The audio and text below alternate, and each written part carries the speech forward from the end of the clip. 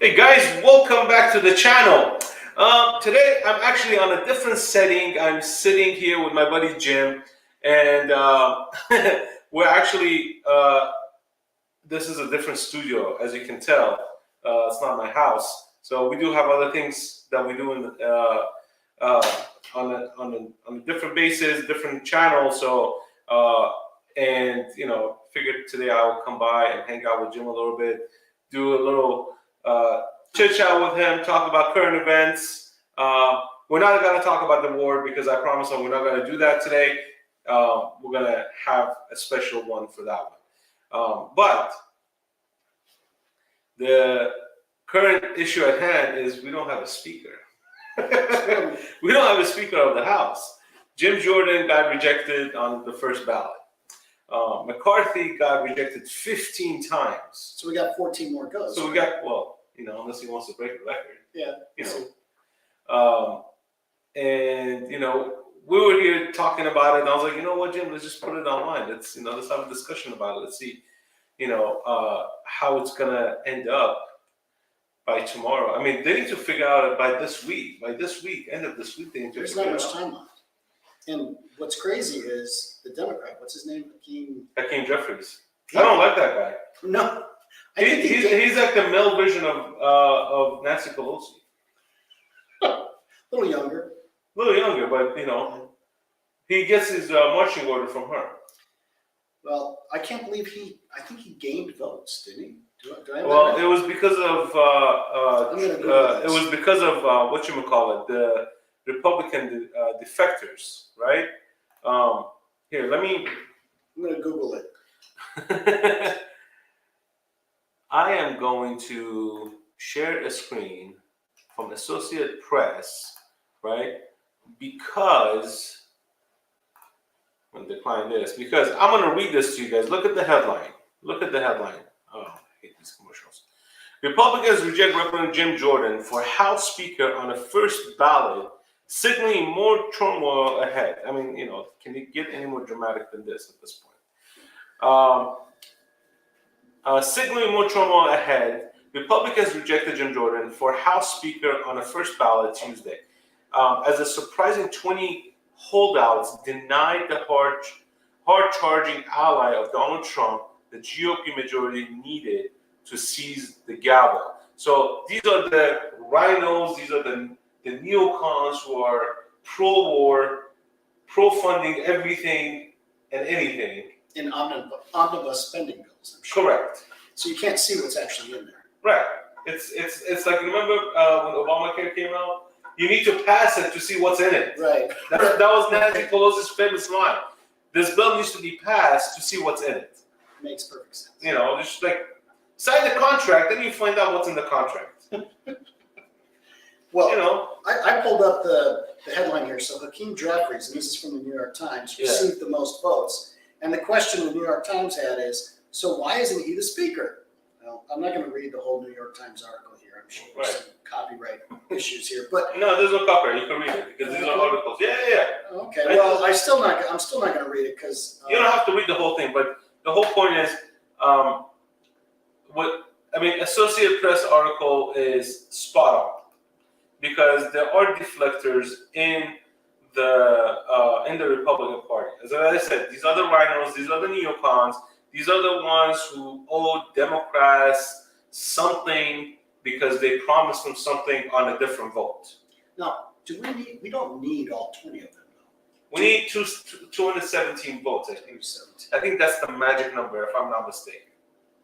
Okay, well, we're not there yet, and they've got a long list. I will say Twitter went sort of bonkers today. And there's a whole bunch. I follow the DC Drano account. I think it's good for the most part. I mean, that's pretty good. It's pretty good. And what this guy did, I don't even know who it is, but he's got like the beard and he looks like a meme. He put out the phone numbers. Let me bring this up a little bit closer. So. He put out the phone numbers of the offices for everybody who decided not to vote for Jim Jordan. Yeah. And I think this information is getting out there because later on you'll see some tweets that pop up, and it sure looks like people's phones are getting dialed off the map, because later on there's a tweet coming from, and I'll get to it, but at least one of the 20 decided that they're gonna go with Jim Jordan. Let's see, Anna Paulina Luna. My constituents are phoning my office and asking me to hold for Jim Jordan. I'm holding for Jim Jordan. Now, Well, I mean, dude, they were voting for McCarthy. They were voting for Scalise. Literally, like there was 7 votes. People came up and they said, "I'm voting for McCarthy," and they got laughed at. Well, and this is the problem. There's so much infighting. I hate to give begrudging respect for the other side of this argument, but at the end of the day, when it's necessary, the Democrats pull together, even though they're hypocrites. Yes. And they'll say one thing and do another. But when it comes down to it, and if it's really about the possibility of losing real power, which is all the Democrats care about instead of constitutional leadership, constitutionally driven and derived leadership, they at least come together and say, "Hey, you know what? I may not like this person so much, but we've got to hold for this." Even Bernie Sanders got in line when he had to. Yeah, and AOC is coming in line too. She comes in line when she has to too, even though she's supposed to be an outsider. They got, this is the thing. They definitely do stick together, no matter what the outcome is going to be. Good, bad, worse, doesn't matter. They actually stick together, which, in retrospect, it is not good. Okay, in a way, I look at the Republican Party. They're like, oh, they're so divided. But you know what? That's also good.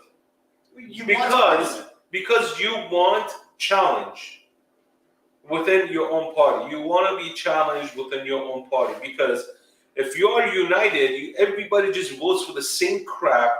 Meaning, if you're not aligned with our ideology, you're going to be ousted, right? And with the Republican Party, if you're not aligned with our ideology, we're going to argue with you about it. We're going to come to a common ground to gain the vote, right? To get the vote, promise you, blah, blah, blah. I mean, that's what McCarthy did. But McCarthy was a neocon as well. I mean, he didn't, the thing is, I cheered when Gates and the rest of, was it 8 of them? Yeah. Got him out. I cheered, not because McCarthy was the worst person ever to be the Speaker of the House, but promises are promises. And it's like signing a deal with the devil.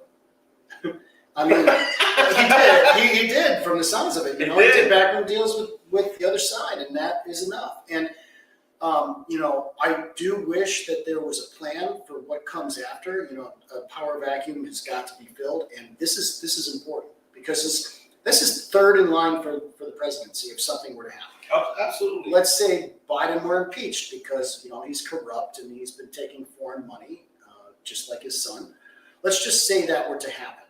Because he's done these things that are impeach worthy. You got Kamala after that, and then the Speaker of the House.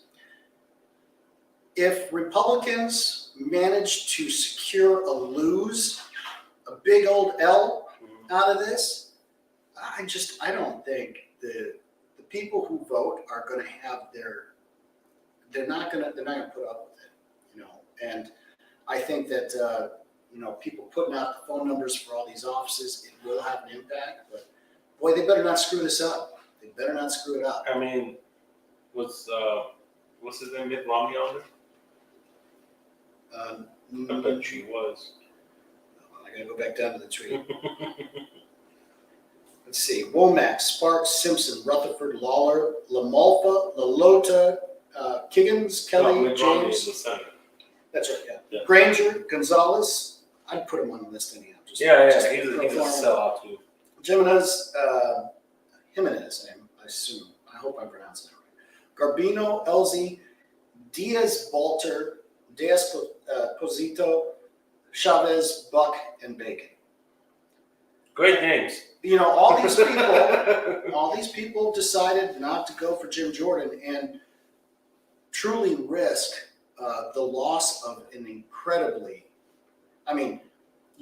it will put a wrench in everything if they screw this up. And all the subcommittees that are being run, how Well, there's a budget coming up, mid-November, like in a month, less than a month. Again, facing government shutdown. McCarthy was not bringing a lot of the bills to the floor for vote. He was holding out on those bills. Jim Jordan wants to bring in those bills, for priority voting. He doesn't want to fund Ukraine, thank God, and many other things. He actually wants to reduce government spending, which is a key. Government spending means waste, to be honest with you. What do you think? Well, I mean, yeah, we have continued to expand the size of the federal government to levels not even possibly imagined. Definitely when the founding fathers were around, but even just a few decades ago. And being a conservative at this point, it's hard for me to align myself with anything these days. But being conservative means that I think that institutions are important, and that we destroy them at our own peril. But it also means that, at least from a fiscal conservative standpoint, we should be operating within a budget.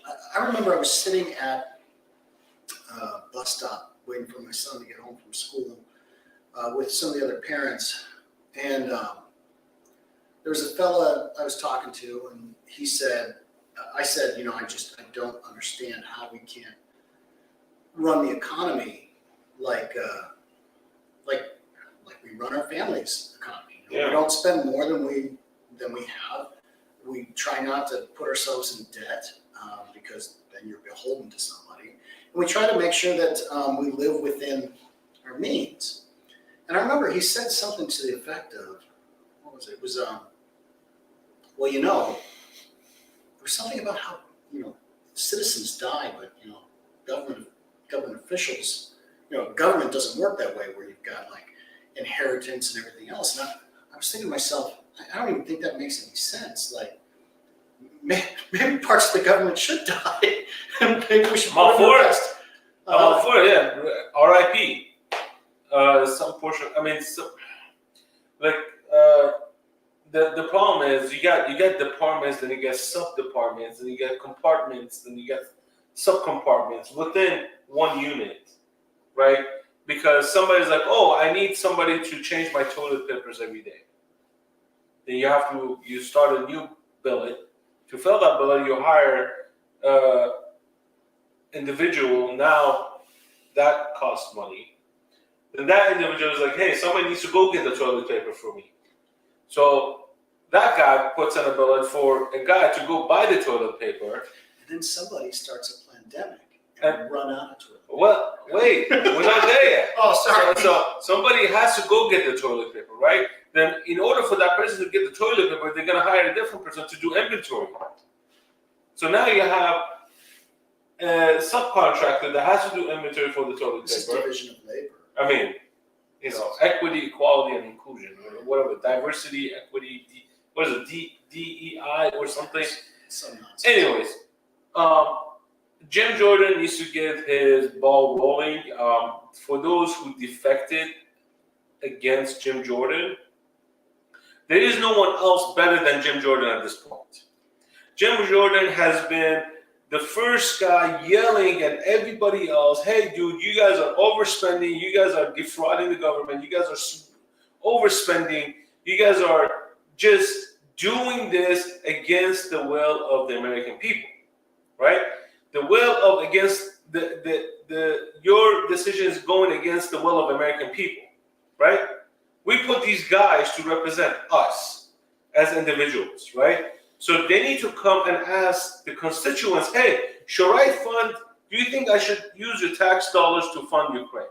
Do you think I should use your tax dollars to fund, a proxy war that we're having with Iran? Do you think I should use the tax dollars to fund all the illegal immigrants coming across the border, staying and each of them costing $130,000 a year to maintain, where we can't fund our homeless people? See, and truth in advertising, I don't know enough about Jim Jordan to know the full scope of where he stands on things. I just know what's popped up in the news over the last couple of years. and then what's popped up recently with the weaponization committee, the judicial committee. And what I see is a person who's pursuing accountability to the best of his ability, given the limitations of Congress. And the limitations of Congress are pretty clear right now.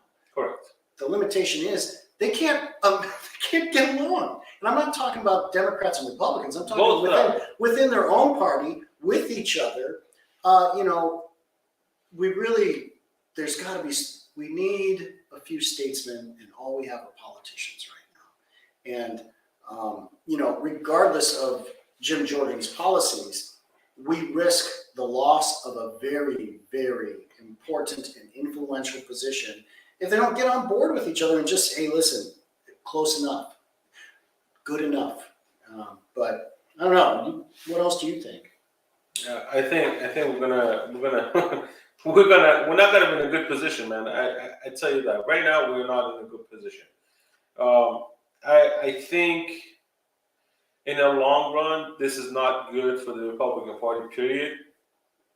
But then again, I don't really support the Republican Party that much because most of them don't even have a backbone. I don't like the Democratic Party because they're just a socialist, Marxist party to me. They haven't done anything that's for the goodwill of the American people or the American economy. So do you think that some of this infighting can be, blame is the wrong word. That's not the right word, but has the Trump phenomenon created this type of infighting, in your opinion? Like, honestly, of course it has. This is Trump derangement syndrome. Okay, amongst the Republicans, amongst both sides, okay, and we see it. And if you guys saw my piece yesterday, Obama, when he went to China, he was not respected. They didn't even put a stairwell to his plane for him to come down. Told him use the back stairwell of the plane. We're not going to bring one to the plane. Use what you got. When he went to Saudi Arabia, he bent over so far that he almost kissed his own toes, right? And when Trump went to Saudi Arabia, freaking music, swords, dancing, welcoming party. Every place he went, every foreign country, Arab country, Middle Eastern country, any country he went, he was welcomed. And I was in the Middle East when he was elected.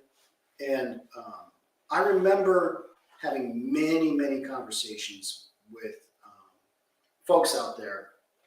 And contrary to popular opinion, he was very well liked by the because of his policies. But the funny thing is, I come back to the United States and see the media about how much he was hated. And I was like, that's not ground truth. All they said was he's the laughingstock of the world.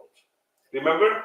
I don't, because I wasn't here. You weren't there, but what was being portrayed in the United States by the leftist socialist media, which is majority of them, 99% of the media is propaganda media. And what they used to say, he is the laughingstock of the world. He is making America the laughingstock of the world. Yet, everybody outside of the United States feared him. And that was the whole point. They respected him, they feared him because he was not controlled by the establishment. And if you fast forward to now, Biden is not respected all over the world. Just where his Secretary of State went to Saudi Arabia, he had to stay overnight for the prince to meet him. Where the prince, gave him the finger when he asked the prince, "Can you produce more oil?" They're like, "Screw you, bro. We're not gonna do it." They don't like him. What's the first country that likes Biden? Ukraine. Because we're just giving them money, blank check. There you go. We love you. Thank God. I think there's another reason why they liked him. It's not even totally fear. I think, the conversations I had, and these were educated professionals, what struck them, at least, and again, this is anecdotal, so it doesn't mean that you can carry it over to more than just conversations, but, they said, listen, America should care about America first. We care about us first, our family first. And in fact, it's a little different in the Middle East too. Yeah. There's not that national, they don't identify with nationality first.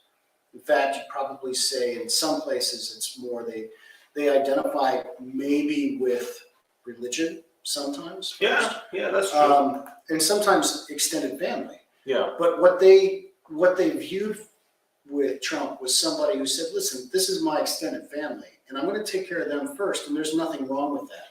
And I think it's not the primary part, and it's anecdotal, but I think that's part of it. And honestly, I think that resonates with a lot of Americans too. It does, because look, he looked at everyday Americans. He's like, hey, I want to put more money in your pockets. I want to make sure and who's going to say no to that? I mean, dude, gas was $1.99 a gallon. Okay? Yeah. Where right now 40% of our reserve oil has been sold off. Okay? To keep the oil prices low. Why? Because of Russia. Right? The Russian war, Russia, invaded Ukraine. Well, we'll get into that, another day. We know why that happened. But he axed the pipeline in the U.S. And what do you think is going to happen? Right?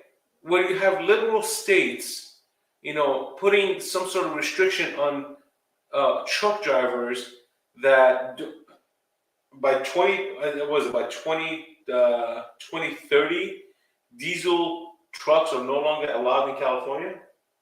I mean, something stupid, something dumb, right?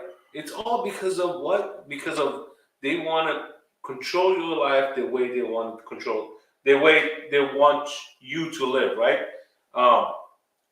It's economy, it's CBDC, all this stuff, right?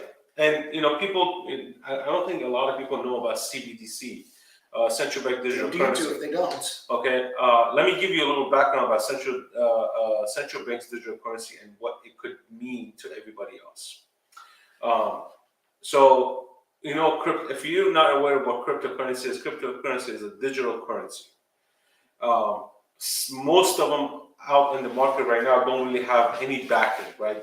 Usually currency is supposed to be backed with some sort of fiat, gold, economy, X, Y, and Z, right? Precious metals, whatnot. Central bank digital currency. This is a new theme, right? But realistically, we all have been converted into digital currency one way or another. ATM cards, mobile apps, it's all digital. And we should probably clarify too that CBDCs are different than Bitcoin. Correct. It takes the good stuff from Bitcoin, turns it into bad, and then just chucks it in the garbage bin. So the good thing about Bitcoin, which is not, some people think it's anonymous. It's really not. It's not. It's transparent. And the other issue is it is decentralized. And this is sort of the dumbed down version, but it's decentralized because that makes it next to impossible to be able to sort of hold the funds or have one entity control it. Correct. So whereas central, it's got central right in the name. The central bank has control of the ledgers that keep track of the transactions. And they're talking about things like programmable. So they could say, hey, listen, we're going to program it, and God forbid you want to get your ivermectin. Nope, can't purchase that. Or you've gone over your carbon limit. Those funds can't buy that meat. Can't buy that meat. Go get your insect burger. Right. So that's the difference. Cryptocurrency is decentralized. By decentralized means, it doesn't go through a bank. It doesn't go through an entity. What it does, it goes through an exchange. Or point-to-point transactions. It is point-to-point. Correct. It's peer-to-peer. That's what. So you don't need any middlemen. You don't even exactly. It is traceable. Mm-hmm. To most part, it is traceable, right? Now the dark market, they do it differently. They go through exchanges, they go through mixers. What mixers does is basically mixes the money that goes in with like bad money and a lot of bad stuff. And sometimes they just want. There's people who are debanked purposely. They don't want to be part of the system, they want the privacy. So they'll use a mixer to take that digital currency, break it into little pieces, mix it all up, and shoot it out, and then it ends up somewhere else. Correct. Makes it very hard to track. Very hard to track. There are legitimate reasons why people don't want their money tracked. They just feel like it's none of your business. Right. Now, there are other reasons why. Of course. With every good thing, there's always a bad thing, right? Now, with CBDC, the central bank digital currency, this is where it gets interesting. Central bank is involved, as he said. They keep track of the ledger. Now, this is where the environmentalists get kicked in, right? The globalists kick in. Because now every country is going to have a central bank digital currency, which means they will control your fund flow. No matter what you do, it does not matter if you're a millionaire, billionaire, they don't care. What happens is it will turn into a dictatorship country like Venezuela, like Cuba, where they dictate, for example, a bakery is only allowed to use 10% of their flour to use for pastries. The rest has to be for bread. It comes down to you as an individual. Hey, you will only get $500 to buy groceries, food, whatnot. The rest of it has to go to your electric bill and blah, blah, blah, and you're not allowed to save. We will disperse that money somewhere else that's needed. So basically, you're working for a large salary, but you're not going to be taking advantage of it, right? That's the extreme level of it, right? This is not, I'm not saying that's exactly what's going to happen. I'm talking about the extreme of it. But the extreme of it is you will be limited on what you're going to buy. As far as like, hey, you already bought 5 pounds of beef this month. That's enough for you. Now go buy some vegetables. You already bought 10 pounds of chicken for the year. That's enough. Oh, you want to buy pork? You want to make ribs? Not this month. Next month. Right? So there'll be limitations on that. How is that going to affect the economy? I don't know. I don't know how that's going to affect the economy. But right now we are in a digital era. We use digital currency as we speak every day. Your ATM cards, your phones, Venmo, WhatsApp, whatever, whatnot.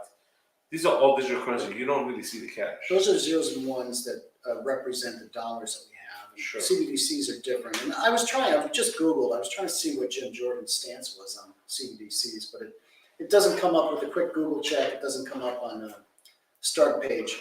I was trying to bring it back around and talk, because we started with Jim Jordan, we moved to CBDCs. Yeah. But it's all connected, though. It is connected. Think about the weaponization of the government. And here's what you need to keep in mind. You've got wars. Wars that, some people are all for. Some people, like myself, are very hesitant to get involved in any more conflict. And I hesitate because of economic and America first reasons. I think that's important. But war is a gateway to greater control. And greater control can be made through those CBDCs. So I think as we see, and I don't want to get on Israel and Palestine just yet, but as we start taking a look at what happens with these Ukraine, Israel, Palestine, my guess is Taiwan is on the docket here pretty soon. Mm-hmm. But take a look at what happens behind the scenes related to CBDCs and the International Bank of Settlements. Okay? Yeah. And the International Bank of Settlements have pushed forward with a universal CBDC to be used by the International Bank of Settlements.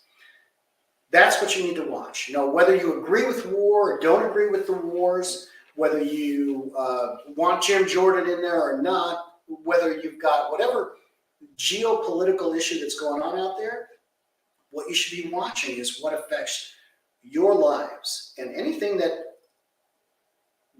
detracts from your ability to freely choose where you go, who you spend time with, what money you do, what you do with your money, how you educate yourself, anything that impacts your ability for the pursuit of happiness. I think that's something that we should be. And I agree. Look, the issue at hand is a lot of people are uninformed. about the politics that happen behind the curtain.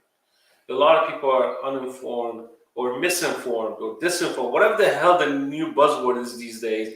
Misinformation, disinformation, whatever the malinformation, real information, malware, that just is you know, inconvenient. spy information, you know, whatever the hell you want to call it these days. It's because everybody's so busy trying to catch up to life. They're trying to catch up to their bills, so they don't even care anymore about what's happening in the background. And you know, when it comes down to vote, they're just gonna vote for whatever the hell the party they're affiliated with, and that's it. That's all they're gonna do. Team sports isn't gonna help us right now. It doesn't. Team sport doesn't help. And you need to be at least informed just to a certain amount of level that you can actually make a cautious decision on how your life is gonna end up. And that starts from local, right? Know who your local representatives are. Know who handles the property taxes in your region. Know your governor, know your mayor, whatever it is. You need to know your local government first before you get into the federal level. A lot of these kids that are coming out of the college, you know, because how the college system works, it's a lot of indoctrination going on. Freaking 90% of the kids are liberal. Well, and how did that come out? I think they're made to be less. I think it's purposeful at this point that they want citizens to be to have less of ability to have critical thinking skills to allow them to look at what's happening. And I think this is how we bring this back to Jim Jordan. Yeah. Here's how we bring it all back to Jim Jordan. These people are getting educated in schools that are pumping out people who just are willing to accept whatever narrative is thrown at them. These people who are not really paying attention, as Dennis said, to the local situation, to who's out there, to what's on the ballot. It's a lot easier for the government to get weaponized, and you don't even know they're holding a weapon at you. And Jim Jordan is doing a great job, in my opinion, on the weaponization committee. And so do yourself a favor. Educate yourself on issues that are important to you locally, at the state level, and it'll protect you from people who may be plotting to point a weapon at you. Yeah, and just read a little bit. You know, take 5 minutes just to catch up on current events. You know, so I mean, realistically, we're just a small pea in a pot. You know, we're just here to basically give you our opinion as far as what we think should happen, or could happen, or would happen. Doesn't necessarily mean that it's going to happen.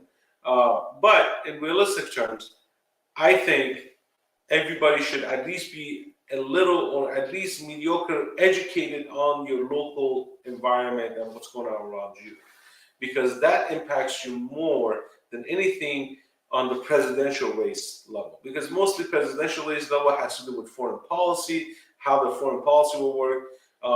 And you know, you have all these candidates. Oh, I'm going to do this for you. I'm going to do that for you. You know, the president doesn't really have a power to pass legislation.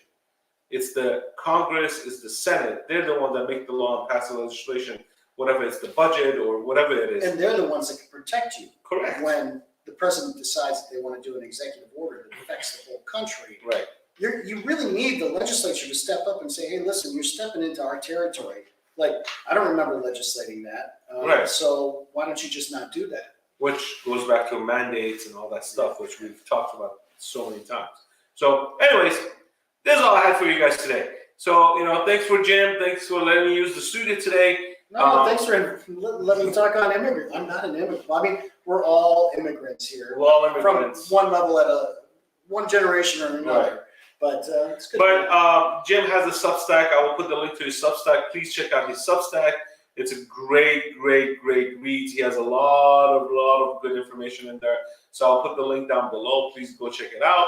And leave your comments down below. Don't forget to subscribe. Don't forget to share and hit that like button. Peace out, guys.